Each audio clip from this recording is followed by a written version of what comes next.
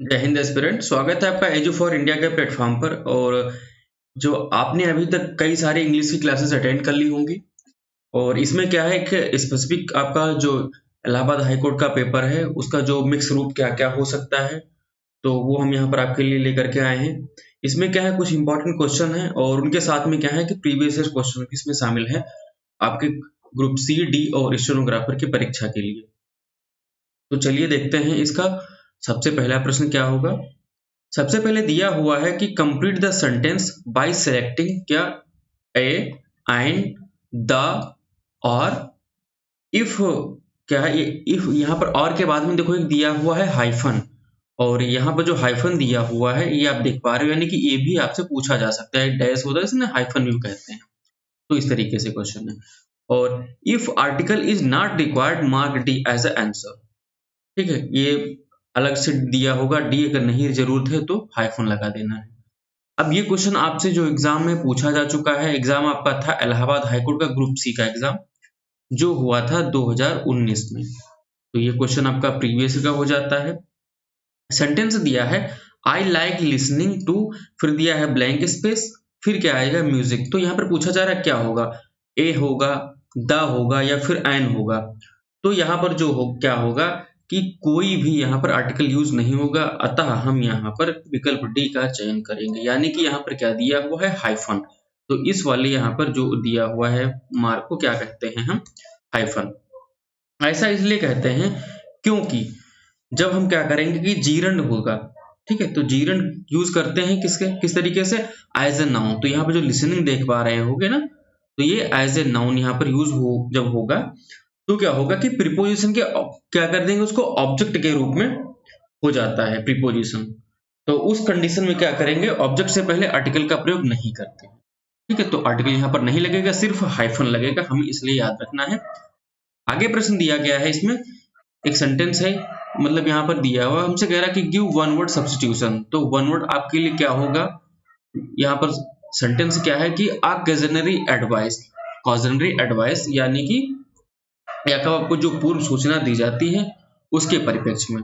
तो इसमें जो आपका सही उत्तर हो जाएगा वो हो जाएगा वार्निंग। क्या कहते हैं, एक सावधान रहने के लिए एक पहले से सूचना जो दी जाती है उसे वार्निंग कहा जाता है। अगला यहाँ पर दिया हुआ है एक सेंसर, सी से जो स्टार्ट है, तो इसका मतलब हो जाता है जब कोई क्या है तो किसी चीज पे कोई नियंत्रण लगाता है।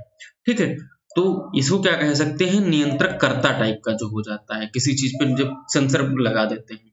ठीक है, एक यहाँ पर दिया हुआ है सेंसर जो जिसकी स्पेलिंग स्टार्ट होती है एस से, और तो इसका मतलब क्या होता है, ये होता है सेंसरीज जो होती है, यानी कि जो ज्ञानेंद्रिय होती है। ठीक है, ये उनसे मतलब होता है इसका। तो ये सेंसर अलग है और ये सेंसर अलग है। यहाँ पे एक दिया हुआ है प्रेशर। तो प्रेशर क्या होता है कि जब भौतिक रूप से कहीं पर क्या करते हैं, कोई दबाव डालते हैं, तो उसे क्या कहा जाता है, प्रेशर। ठीक है, तो ये उसके मीनिंग हो जाता है। आगे दिया हुआ है select the most appropriate word to the given groups of word. ठीक है, तो यहाँ पर मोस्ट अप्रोप्रिएट का जो मतलब होता है वो होता है सिनोनिम। ठीक है, तो हमें यहाँ पर हमें सिनोनिम बताना है। सेंटेंस दिया हुआ है a strong and fast moving stream of water, एक बहुत ही तेज और तगड़ी जो एक धारा होती है पानी की, बह रही हो लगातार, उसे क्या कहेंगे। तो इसके लिए जो इसमें सही उत्तर होगा आपके लिए वो हो जाएगा टोरेंट। टोरेंट का मतलब यहाँ पर होता है जो मूसलाधार पानी निकलता है उसको क्या कहते हैं, टोरेंट कहते हैं। तो इस प्रश्न के लिए ये वाला आपका सही उत्तर हो जाएगा। एक यहाँ पर दिया हुआ है ट्रिकल। तो ट्रिकल का मतलब भी होता है एक छोटा सा, क्या कह सकते हैं, पानी की जो धारा बह रही है छोटी सी, वो इसके लिए होता है। और क्रीक भी इसी तरीके से होता है। और आगे देखते हैं यहाँ पर जो दिया गया है कि select the most appropriate synonym. तो सिनोनिम क्या होगा इस वर्ड का, वर्ड क्या दिया गया है, कंक्लूजन। कंक्लूजन का सिनोनिम क्या हो सकता है, तो कंक्लूजन का सबसे पहले देख लेते हैं मतलब क्या होगा। तो कंक्लूजन जब किसी का निकाल लेते हैं तो उसका मतलब ये होता है कि उस चीज का क्या हो गया, समापन हो गया है। ठीक है, या फिर वो चीज क्या हो गई है, समाप्ति की तरफ है, समाप्ति पर है। ठीक है, तो ये कंक्लूजन होता है। तो यहाँ पर समाप्ति को लेकर के एक यहाँ पर एक शब्द है जिसका नाम है टर्मिनेशन, यानी कि पूरी तरीके से सब कुछ बन बिगड़ करके अंततः क्या हो गया है, समाप्ति के कगार पर या समाप्त हो गया है। ठीक है, तो ये क्या हो जाता है आपका याद रखना है टर्मिनेशन। अब यहाँ पर देखते हैं कि जो शब्द दिया हुआ है अगला कंडक्शन, तो ये क्या हो जाएगा इसके लिए इंपॉर्टेंट।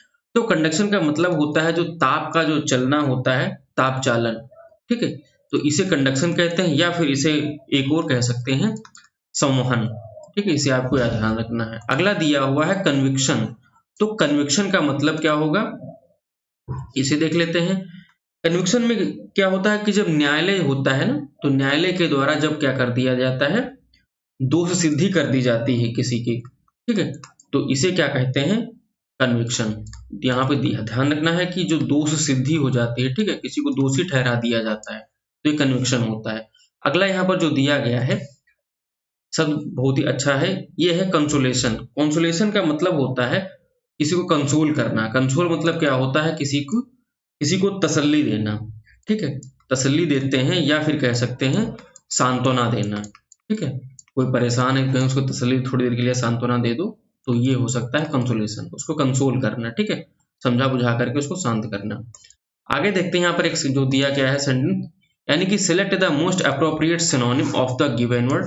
तो वर्ड दिया गया है रैंडम, तो रैंडम का मतलब होता है कहते हैं कुछ रैंडमली, अगर शुद्ध रूप में अगर हिंदी में कह दें तो क्या कह सकते हैं यादृच्छिक, ठीक है, लेकिन ये पढ़ने में थोड़ा दिक्कत हो रही है, समझने में दिक्कत हो सकती है, तो इसलिए हम इसकी जगह पर एक शब्द यूज कर सकते हैं कि जो चीज क्या हो बिना सोचे समझे हो, ठीक है, विवेकाधीन हो, ठीक है, अपने आप मतलब जो भी पहले से है वो अपने आप हो जाए, जो भी कुछ होगा देखा जाएगा इस टाइप से ना रैंडमली।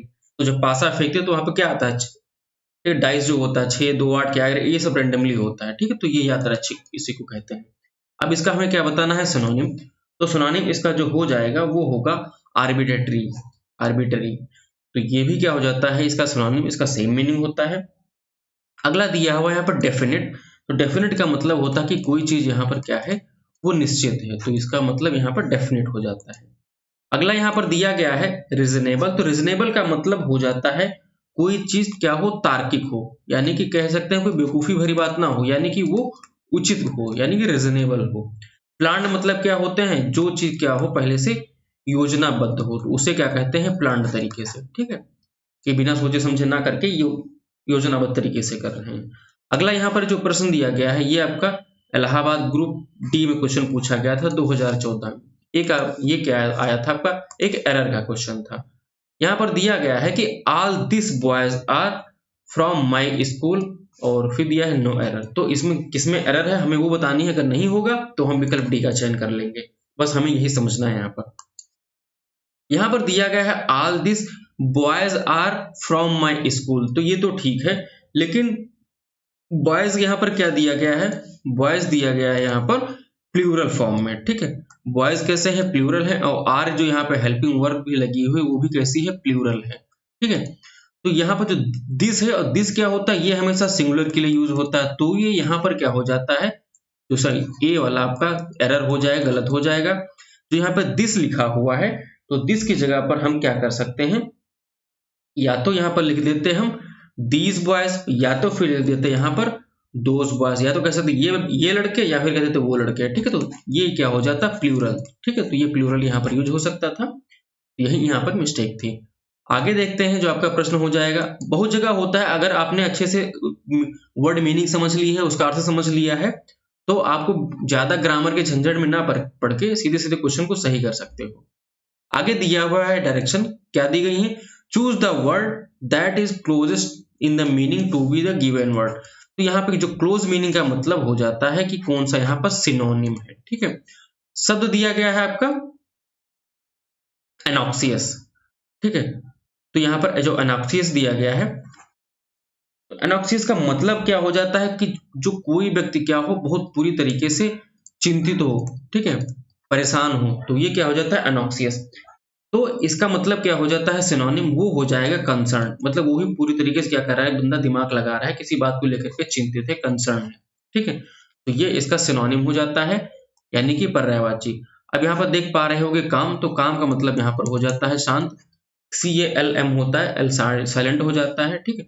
फ्रस्ट्रेटेड का मतलब होता है कि पूरी तरीके से कोई व्यक्ति क्या है निराश है, या फिर कह सकते हैं वो हताश है, हताश कह सकते हैं पूरी तरीके से हारा हुआ, तो परेशान है, हताश निराश।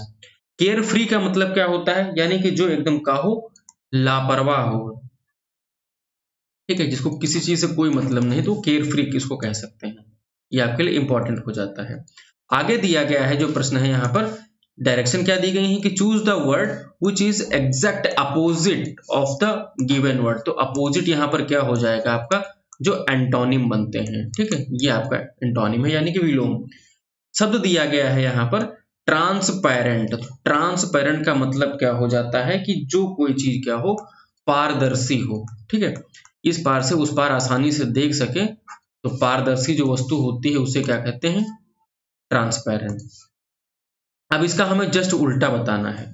उल्टा क्या हो जाएगा यहाँ पर, आपका सही जो उत्तर हो जाएगा ओपेक्यू। ओपेक्यू का मतलब हो जाता है अपारदर्शी, ठीक है, इसका जस्ट उल्टा हो जाएगा, जिसके आर पार हमें दिखाई ना दे, ठीक है।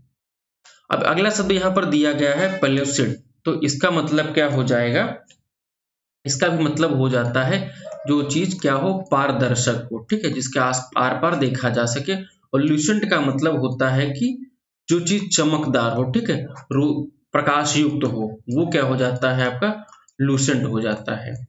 अगला यहाँ पर दिया हुआ है क्रिस्टलाइन। तो क्रिस्टलाइन का मतलब होता है कि जो छोटे छोटे क्रिस्टल होते हैं किसी चीज के बिल्कुल वो चीज क्या हो सकती है, रवेदार हो सकती है, या फिर कह सकते हैं हिंदी में भी उसको कभी कभी क्या करते हैं, मोस्टली क्रिस्टल ही यूज करते हैं, क्रिस्टल कहते हैं, ठीक है। कहते हैं कि कोई चीज क्या थी, क्रिस्टल के फॉर्म में थी या पाउडर के फॉर्म में थी, तो क्रिस्टल की बात यहाँ पर वही है।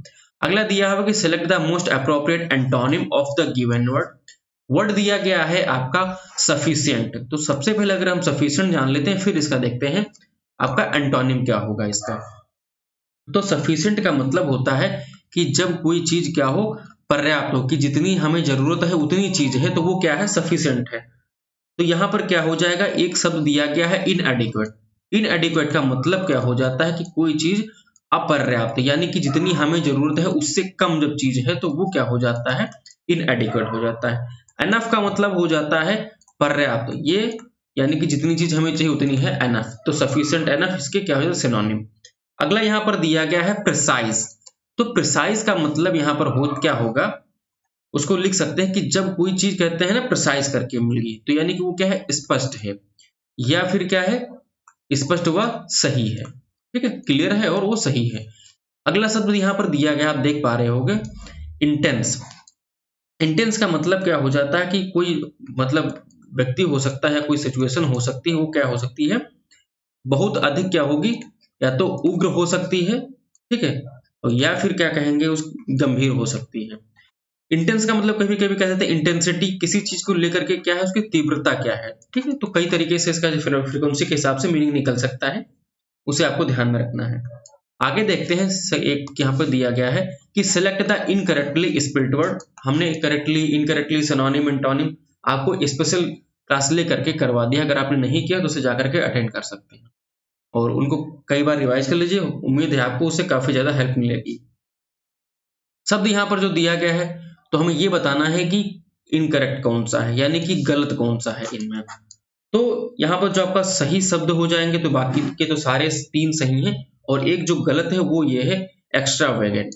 एक्स्ट्रा वैगेंट में आप जो यहाँ पर देख पा रहे हो कि हमने उस वाली क्लास में बताया था कि कहाँ कहाँ आपसे गलती करके आपसे पूछा जा सकता है। तो हमने उसमें क्लास में बताया था ई और ए में गलती करके पूछा जाएगा, आई और ओ में करके पूछा जाएगा, double E, double M, double S, इस तरीके से आपसे पूछ करके कंफ्यूज करके आपको यहाँ पर क्वेश्चन पूछा जाएगा स्पेलिंग एरर में, करेक्शन में। तो एक्स्ट्रा वैगेंट की स्पेलिंग क्या होती है, तो यहाँ पर जो ई लिखा हुआ है इसकी जगह पर अगर हम ए कर दें तो ये क्या हो जाती है, स्पेलिंग सही हो जाती है, एक्स्ट्रा वैगेंट हो जाएगा। इसका मतलब क्या हो जाता है, वो होता है जब क्या करते हैं, किसी चीज को फिजूल खर्च करें। वो पानी हो सकता है, पैसा हो सकता है, या फिर और कोई कोई मतलब चीज हो सकती है। यहाँ पर एक दिया गया है डेकोरेटिव। डेकोरेटिव का मतलब होता है सजावटी टाइप का, ठीक है। ऑर्नामेंटल का भी मतलब होता है सजावटी, या फिर जो अलंकृत होता है। तो अलंकार का मतलब क्या होता है, उसका मतलब भी सजाना होता है। एक शब्द यहाँ पर दिया गया है एलेबोरेट। तो एलेबोरेट का मतलब क्या है कि किसी चीज का विस्तार कर देना, ठीक है, विस्तार करना, विस्तार से किसी चीज को बताना या फिर उसको दर्शाना, ठीक है, तो ये हो जाता है एलेबोरेट। आगे से यहाँ पे देखते हैं जो दिया गया है सर क्वेश्चन, ये इलाहाबाद ग्रुप डी क्वेश्चन पूछा गया था हाई कोर्ट में 2018 में। तो ये आपका क्या हो जाता है, प्रीवियस ईयर क्वेश्चन हो जाता है। इसमें क्या दिया गया है कि which of the following is not a consonant। अब यहाँ पर देखो, अगर हम सीरियसली क्वेश्चन डाल देते कि देखिए ये क्वेश्चन है, तो लोग को कह सकते थे कि ये कॉन्सोनेंट को क्यों बता रहे हो, ये इतना सिंपल एग्जाम में क्यों आता है, बहुत लोग आप मतलब क्वेरी करते रहते हैं। लेकिन ये देखो आपका प्रीवियस में पूछा जा चुका है। तो कॉन्सोनेंट कौन सा नहीं है, यहाँ पर दिया which of the following is not a consonant। तो कॉन्सोनेंट मैंने बताया था कि जो पहले जो वॉवेल होते हैं, वॉवेल कौन से होते हैं, ए, ई, आई, वो, यू, तो ये क्या हो जाते हैं वॉवेल। तो इसमें वॉवेल कौन सा, ए, तो ये क्या हो जाएगा, ये कॉन्सोनेंट नहीं है। और इनके अलावा मतलब जितने भी इंग्लिश के अल्फाबेट होंगे, ठीक है, ए से लेकर के जेड, तो इनमें से क्या करो, इन 5 को निकाल दो और बाकी जितने बचेंगे वो सारे क्या हो जाएंगे, आपके कॉन्सोनेंट हो जाएंगे। तो यहाँ पर विकल्प ए आपका सही उत्तर हो जाता है।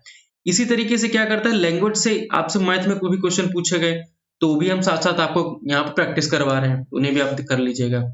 अगला यहाँ पर दिया गया कि select the correctly spelled word. तो यहाँ पर जो करेक्टली स्पेल्ड है उसकी हमें स्पेलिंग बतानी है। शब्द क्या दिया गया है, मेंटेनेंस। तो मेंटेनेंस का मतलब यहाँ पर जो हो जाता है उसका क्या कहते हैं, किसी चीज का जब उसका हम क्या करेंगे, अच्छे से संरक्षण करेंगे, ठीक है, या फिर उसका क्या करेंगे, उचित तरीके से रख रखाव किया जाएगा, ठीक है, तो वो क्या हो जाता है, मेंटेनेंस। और जो इसकी सही स्पेलिंग हो जाती है वो हो जाएगी मेंटेनेंस, यानी कि विकल्प 4 में MAIN और TENANCE, ठीक है। तो ये विकल्प जो लास्ट वाला है ये आपका सही उत्तर हो जाएगा। आगे जो प्रश्न दिया गया है इसमें ये कहा जा रहा है कि choose an appropriate word from the option is suitable, fill the blank in the sentence below so that the sentence makes sense both grammatically and contextually. यहाँ पर ये कहा जा रहा है कि जो सेंटेंस है वो ग्रामेटिकली भी सही हो और जो कॉन्टेक्स्ट है उसके हिसाब से भी सही हो और उसका कोई सही मीनिंग निकलता हो। तो जाहिर सी बात है कि अगर आपको ग्रामर में दिक्कत है तो आप सब जो यहाँ पर शब्द दिए गए अगर उनका सिर्फ मतलब समझ लेते हो तब भी आप यहाँ पर जो है इंग्लिश को आसानी से कर पाओगे। तो सबसे पहले हम यहाँ पर देख लेते हैं, एक शब्द दिया गया है यहाँ पर डिसेंट्स। डिसेंट्स का मतलब क्या हो जाता है, जहां पर जिस मुद्दे पर लेकर के क्या हो, मतभेद हो, ठीक है। यहाँ पर क्या हो, असहमति हो। असेंट का मतलब मैंने बताया था सहमति, और डिअसेंट का मतलब क्या हो जाता है, असहमत टाइप का जो होता है, ठीक है। यहाँ पर ये कहा जा रहा है कि if 19 dissents are disqualified the half marks in the house, फिर दिया ब्लैंक स्पेस V/291। अब यहाँ पर क्या हो जाएगा, अगर आपको सीधे सीधे यहाँ पर ये पता है कि इफ अगर मतलब ऐसा क्या होता है कि मतभेद के कारण कुछ ये 90 जो मतभेद हैं पॉइंट हैं ये डिस्क्वालिफाइड हो जाते हैं, तो half mark in the house मतलब आधा जो नंबर है, यहाँ पर स्लेट्स का मतलब होता है कम हो जाएगा, इसमें से 91 से इस तरीके से कुछ यहाँ पर इंफॉर्मेशन निकल रही है। सही इंफॉर्मेशन तब निकलेगी जब हम यहाँ पर कोई वर्ड पुट करेंगे। तो यहाँ पर जो हो जाएगी बात तो ये होगा, यहाँ पर विल लगेगा, ठीक है, तो विल लग जाएगा। यहाँ पर एक शब्द आप देख पा रहे होगे इफ, तो इफ का मतलब क्या होता है, कोई कंडीशन दर्शा रहा है। तो अगर आपने ग्रामर पढ़ी है तो आपने एक चीज ये भी पढ़ी होगी, कंडीशनल सेंटेंस वाली। कंडीशनल सेंटेंस होते हैं, ठीक है, तो इनमें क्या होता है, कंडीशन दी जाती है और इसमें जो पहला वाला सेंटेंस होगा वो दूसरे वाले सेंटेंस पर क्या होगा, अपनी बात को कहने के लिए निर्भर होगा, ठीक है। कंडीशनल सेंटेंस कुल कितने प्रकार के होते हैं, तो वो 3 प्रकार के होते हैं। जैसा कि हमने कहा कंडीशनल सेंटेंस के जो यहाँ पर कुल क्या है आपके एग्जाम लायक, वो 3 टाइप्स हैं। 3 टाइप्स में क्या होता है कि पहला जो टाइप होगा इसमें आपसे ये क्या कहा जाएगा, कंडीशनल सेंटेंस का पहला जो फॉर्म होगा तो इफ क्लॉज होगा और फिर उसके बाद में मेन क्लॉज होगा। तो ये वाली जो क्लॉज है ये क्या होती है, इस पे डिपेंड रहती है, ठीक है। क्लॉज क्या है ये हम इसे पहले वाली क्लास में पढ़ा चुके हैं। अब यहाँ पे देख लेते हैं इस सेंटेंस के बल पर पूरे कंडीशनल सेंटेंस आप देख लेंगे, पूरी ग्रामर का हिस्सा यहाँ पर। इसमें ये दिया हुआ कि पहला नियम जो कह रहा है कि क्या हो सकता है कि पहले में क्या दिया हो, इफ दिया हो और उसके साथ में प्रेजेंट सिंपल टेंस दिया हो, ठीक है। तो मेन जो क्लॉज है उसमें क्या होगा, फ्यूचर सिंपल टेंस बनेगा, ठीक है। इस तरीके से ध्यान रखना। जब दूसरी बात यहाँ पर आएगी, दूसरे प्रकार में क्या होगा, इफ दिया होगा और प्लस पास्ट इंडेफिनिट टेंस दिया होगा। तो जो मेन क्लास हो जाएगा उसमें क्या बनेगा, पहले सब्जेक्ट आएगा प्लस वुड लगेगा, उसके बाद में वर्ब की फर्स्ट फॉर्म लगेगी। लेकिन थर्ड जो आएगा थर्ड वाले में क्या होगा, इफ होगा, थर्ड का प्रकार है, ठीक है। और फिर उसमें पास्ट परफेक्ट टेंस जब आएगा तो उसका जो मेन वर्ब हो जाएगा कैसे होगा, यहाँ पर सब्जेक्ट होगा प्लस वुड होगा और फिर यहाँ पर क्या हो जाएगा, हैव, और फिर उसके बाद में हैव के साथ आप जानते हो कि वर्ब की थर्ड फॉर्म लगती है यानी कि V3, ठीक है। तो इस तरीके से यहाँ पर जो इफ दिया हुआ ये भी क्या हो जाता है, एक कंडीशनल सेंटेंस, और इस प्रकार से यहाँ पर हम क्या यूज करेंगे, फ्यूचर के लिए यहाँ पर विल का यूज करने वाले हैं, ठीक है। तो ये विल यहाँ पर इसके लिए सही उत्तर हो जाएगा आपका। आगे देखते हैं यहाँ पर जो अगला सेंटेंस दिया गया है कि select the most appropriate option to filling the blank. तो यहाँ पर हमें मोस्ट अप्रोप्रिएट ऑप्शन सिलेक्ट करना है। देखो यहाँ पर हमें जो एक शब्द दिए गए हैं ये सारे हैं कंजक्शन, ठीक है। तो कंजक्शन हमें यहाँ पर दिए गए जो हमने पढ़ा नहीं था, धीरे धीरे क्या करेंगे, प्रैक्टिस करते करते हम थोड़ा थोड़ा करके आपको रिवाइज कराने की कोशिश करेंगे, ठीक है, जैसे कि आपको एग्जाम में हेल्प मिल सके। अब यहाँ पर दिया गया पहले तो ब्लैंक स्पेस छोड़ दिया गया, फिर हमसे कहा गया कि I dislike the detective heartily, फिर दिया है आई, फिर है यहाँ पर ब्लैंक स्पेस क्या आएगा, वाज सीक्रेटली इम्प्रेस्ड। तो सबसे पहले हम देख लेते हैं एक सेंटेंस यहाँ पर, आई डिसलाइक, मैं क्या करता हूँ, पसंद नहीं करता हूँ, डिटेक्टिव हर्टली। तो हर्टली मतलब क्या होता है, हृदय से, दिल से। डिटेक्टिव क्या मतलब होता है, जो इसका मीनिंग की अगर बात करें तो जासूसी जो होती है ना, उसे डिटेक्टिव कहते हैं, ठीक है। तो यहाँ पर हम लिख दे रहे हैं जासूसी। तो बंदे ने क्या कहा कि मुझे जासूसी क्या है को मैं अच्छे से पसंद नहीं करता हूँ, आई वॉज सीक्रेटली इम्प्रेस्ड, ठीक है। तो ठीक है, इस तरीके से आ सकता है या उसका पूरा सेंस निकल सकता है, इस तरीके से कह सकते हैं। तो यहाँ पर जो सही शब्द होगा तो वो होगा, पहले तो लगाएंगे ऑल्दो, ठीक है।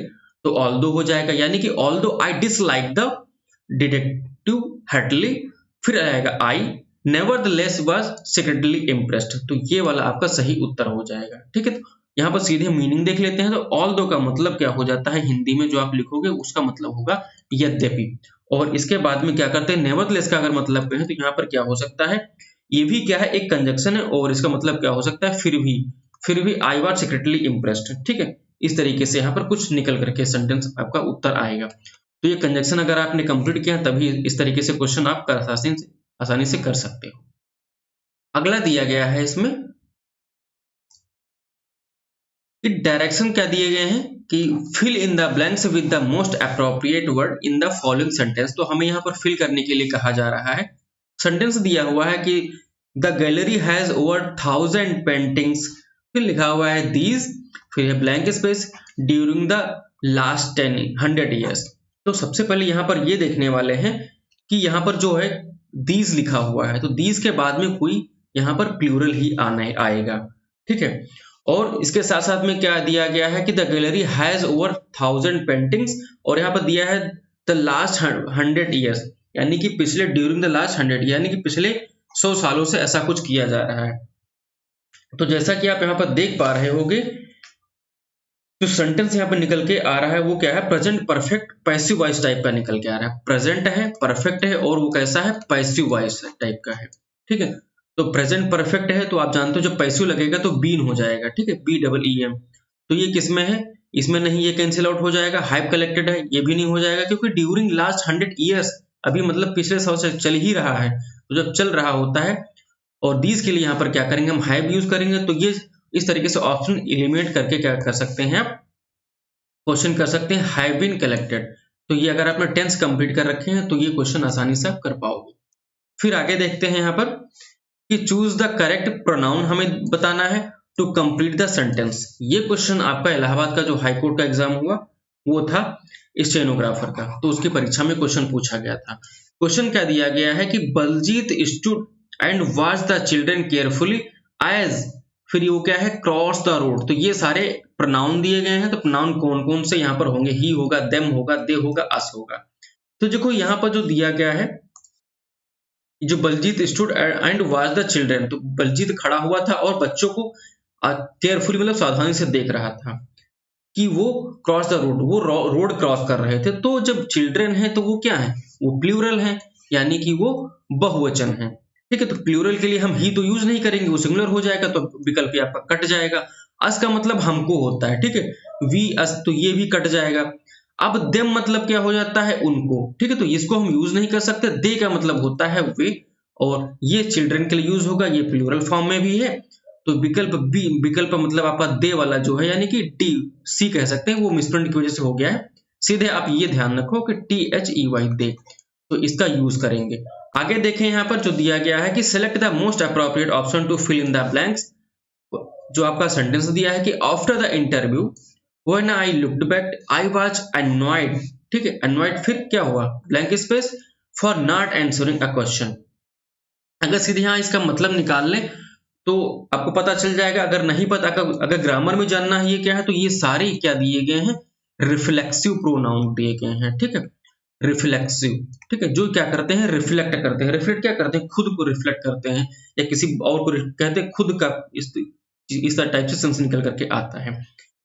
अगर इसके अर्थ की बात करें तो वो निकल करके आता है कि इंटरव्यू देने के बाद में जब मैंने पीछे मुड़ करके देखा, सोचा, तो आई वॉज एनॉयड, तो मतलब मुझे बहुत बुरा लगा, चिंतित हुआ कि for not answering a question, तो कौन क्वेश्चन नहीं दे पाया, ठीक है, तुम नहीं दे पाए, मैं नहीं दे पाया, वो नहीं दे पाया। तो इस तरीके से अगर आपको हिंदी में मतलब भी पता है तब भी इसका आंसर आप सही से कर पाओगे। तो आई के लिए यहाँ पर जो यूज होता है रिफ्लेक्सिव प्रोनाउन कह सकते हैं, तो वो क्या हो जाएगा, माई सेल्फ हो जाएगा। देखो टाइम कम है तो हम ज्यादा डिटेल में जा भी नहीं सकते, और ज्यादा डिटेल में जाकर के आप ना पढ़ सकते हो ना ही पढ़ा सकता हूँ। तो यहाँ पर जो हो पा रहा है अभी आप कर लीजिए। अगर आपको आता है तो बहुत अच्छी बात है, नहीं आता है तो आपको यहाँ से थोड़ी बहुत हेल्प जरूर मिल जाएगी। तो माई सेल्फ, जो माई सेल्फ होता है तो ये आई मतलब ना खुद के लिए यूज होता है।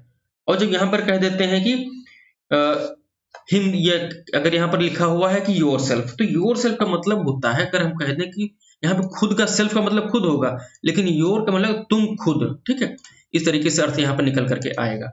अगला जो यहाँ पर दिया गया है कि हिम सेल्फ, तो हिम मतलब क्या हो जाता है, आप, या फिर कह सकते हैं स्वयं, ठीक है, यहाँ पर इसको कह देंगे आप खुद ही हैं इस बात के लिए। और देम सेल्फ क्या हो जाता है, देम का मतलब होता है वे खुद इस बात के लिए जिम्मेदार हैं। इस टाइप से कुछ सेंटेंस में निकल करके आएगा। तो इस टाइप से यहाँ पर आप क्या करेंगे, रिफ्लेक्सिव प्रोनाउन का यहाँ पर यूज कर देंगे, ठीक है। आगे देखते हैं जो आपका सेंटेंस दिया गया है कि identify the segment of sentence which contain a grammatical error. Grammatical error क्या हो सकती है, और अगर कोई एरर नहीं है तो हमें क्या करना है, टिक करना है कि नो एरर, कि हाँ बेटा कोई बात यहाँ पर एरर नहीं भाई। सेंटेंस क्या दिया गया है कि the army have saved many people so far in the flood affected area. Army ने क्या किया कि बहुत सारे आदमियों को वहां बचाया, किस एरिया में, जो क्षेत्र क्या था, बाढ़ से ग्रसित था, ठीक है, या बाढ़ से प्रभावित एरिया था। तो इसमें गलत क्या है, तो सबसे पहले ही यहां पर गलती है। सबसे पहले गलती क्या हो सकती है, द आर्मी हैव सेव्ड, क्योंकि यहां पे जो आर्मी है ये क्या है, द आर्मी जो दिया गया है, तो आर्मी जो यहाँ द आर्मी दिया गया है, तो आपको ध्यान रखना है एक कलेक्टिव नाउन है, ठीक है, कलेक्टिव नाउन कह सकते हैं। और जब कलेक्टिव नाउन क्या होता है, जब एक साथ में होता है तो ये हमेशा क्या करते हैं, सिंगुलर के साथ में एग्री होते हैं, ठीक है, यानी कि यहाँ पर सिंगुलर वर्ब आएगी, ठीक है। तो यहाँ पर क्या हो जाएगा, आपका जो आर्मी के बाद में हैव लगा है वो हैव हटा देंगे, ठीक है, हैव यहाँ पर नहीं लगेगा, ये आपको ध्यान रखना। यहाँ पर क्या हो जाएगा, सिंगुलर लगेगा जब यहाँ पर कलेक्टिव नाउन की बात करते हैं। लेकिन अगर यहाँ पर आर्मी, द आर्मी जो दिया था, यहाँ पर कंडीशन भी है, आप कहते हैं यहाँ पर जो द आर्मी दिया गया है, और यहाँ पर क्या कर दें हम, आर्मी के जो अलग अलग यहाँ पर अधिकारी हैं, तो उनके बारे में अगर बात करना हम शुरू कर दें, ठीक है, तो यहाँ पर क्या करेंगे, तब उस कंडीशन में प्लूरल यूज होगा। वैसे अगर द आर्मी की बात करें तो सिंगुलर लगे, यानी कि यहाँ पर अगर हैव होता तो सही होता, तो यहाँ पर जो ये वाला दिया गया है ये गलत हो जाएगा आपका, यहीं पर एरर है। आगे देखते हैं जो आपका सेंटेंस दिया गया है कि find out which part has an error and mark it as your answer, ठीक है, if there is no error then marks no error as your answer. आपका सेंटेंस में क्या दिया गया है कि neither see I nor my relatives, ठीक है, इज गोइंग टू सेरेमनी, या फिर आगे दिया है नो एरर। तो यहां पर ये क्या होता है, ये सब्जेक्ट वर्ब एग्रीमेंट वाला क्वेश्चन है, आपको ध्यान रखना, सब्जेक्ट वर्ब एग्रीमेंट, ठीक है। यहां पर जो दिया गया है नीदर सी आई, ना तो वह और मैं, और ना ही मेरे जो थे कौन, relative, is going to the ceremony, मतलब जो सेरेमनी थे वहां नहीं गए। अब यहां पर जो आप देख पा रहे हो कि इसमें क्या होता है कि जब नीदर नार दिया गया हो, हम यहाँ पर लिख दें अगर कि यहाँ पर क्या दिया गया है जब नेदर और नार इससे जुड़ा, इस तरीके कंजक्शन से अगर चीजें जुड़ी हुई हो तो जो नजदीक वाला होता है आपका, तो इसके अकॉर्डिंग क्या करते हैं, यहाँ की वर्ब को कंसीडर करते हैं। और रिलेटिव्स यहाँ पर क्या है, देखो यहाँ पर एस लगा हुआ है, जैसा कि आप देख पा रहे होगे। रिलेटिव होता तो सिंगुलर होता, रिलेटिव्स दिया है यानी कि ये प्लूरल हो गए, तो यहाँ पर इज नहीं होगा, यहाँ पर आर हो जाएगा। ठीक है, तो ये यहाँ पर गलत है। ठीक है, तो ये आपका यहाँ पर चीजें सही करनी है। ठीक, अगले क्वेश्चन में दिया गया है डायरेक्शंस, जिसमें कहा जा रहा है कि एक जंबल आपका सेंटेंस दिया गया है जो आपका अरेंज नहीं है, और जो पी क्यू आर एस के फॉर्म में मतलब टुकड़ों में क्या किया गया, इसको तोड़ा गया है, और आप इसको क्या करना है, इसको अरेंज करके सही उत्तर बताना है। यह इस आपके सेंटेंस में लिखा हुआ है। सेंटेंस क्या दिया गया है कि scientist have the effect of one age about the climate change. अब यहाँ पर जो पार्ट दिए गए देख पा रहे हो कि पी दिया है, क्यू दिया है, आर दिया है, एस दिया है। तो इसको करने का सबसे सही तरीका ये होता है कि पहले या तो हम इसकी थीम समझ जाएं, यानी कि या फिर इसका जिसे हम कहते हैं इसका अर्थ समझ करके हम इसको अरेंज कर दें, या फिर अगर सबसे पहले देखें कि कोई भी सेंटेंस होगा तो उसका कोई सब्जेक्ट अगर दिया है तो सबसे पहले हम क्या करेंगे, सब्जेक्ट को ढूंढेंगे। ठीक है, और सब्जेक्ट क्या कर रहा होगा, वर्ब के पहले आएगा, यानी कि सब्जेक्ट होगा फिर उसके बाद में वर्ब आएगा। तो इस सेंटेंस में आप क्या देख पा रहे होंगे कि 10 जो साइंटिस्ट दिया गया है ये आपका सब्जेक्ट है, और क्या कर रहा है, ये वर्ब के पहले आ रहा है, तो ये सबसे पहले हो जाएगा। यानी कि पी कहां पर दिया गया है, तो ये सिंपल था, तो ये क्या हो जाता है, पी ये वाला हो जाता है। ठीक है, तो पहले क्या हो गया, पी यानी कि साइंटिस्ट है, फिर आर कहां पर दिया गया है, वार्न एस अबाउट, फिर क्यू कहां दिया गया है, द इफेक्ट ऑफ, फिर उसके बाद में क्या दिया गया है, क्लाइमेट चेंज। ठीक है, साइंटिस्ट ने हमें क्या किया है, आगाह किया है क्लाइमेट चेंज के प्रभावों के बारे में। इस तरीके से इसका अर्थ निकल करके आता है। तो इसको करने के कई तरीके हैं, आप इसको कर सकते हो। इसमें सबसे पहले दिया गया कि the achievement of peace are for more lasting and renowned than those of war. तो यहाँ पर हमें कुछ क्या मिल रहा है, पीस एंड वार जैसे यहाँ पर कुछ शब्द मिल रहे हैं, तो इसका मीनिंगफुल शब्द किस तरीके से निकल सकता है। तो अगर हम इसको इसी फॉर्म में क्या कर दें कि द अचीवमेंट्स जो थे of peace are more lasting and renowned than those of war. तो इसको पढ़ने पे क्या लग रहा है कि बिल्कुल करेक्ट फॉर्म में है, बिल्कुल ऐसे ही सही क्या होगा, सही तरीका होगा। यानी कि पहले क्या होगा, पी फिर क्यू और फिर क्या हो जाएगा, आर एस। तो पी क्यू आर एस ये आपका अर्थ के आधार पर सही सही तरीका बैठ रहा है। तो पी क्यू आर एस यानी कि ये वाला आपका सही हो सकता है। इसमें क्या है, आपका जितना कंप्रीहेंशन मजबूत होगा उतना ही ज्यादा आप इसको अच्छे से कर पाओगे। अगला यहाँ पर जो दिया गया है ये इलाहाबाद हाईकोर्ट ग्रुप डी का प्रीवियस ईयर प्रश्न है 2019 का। इसमें हमसे कह रहा है कि identify the adjective of the given sentence, जो स्टेटमेंट क्या दिया गया है।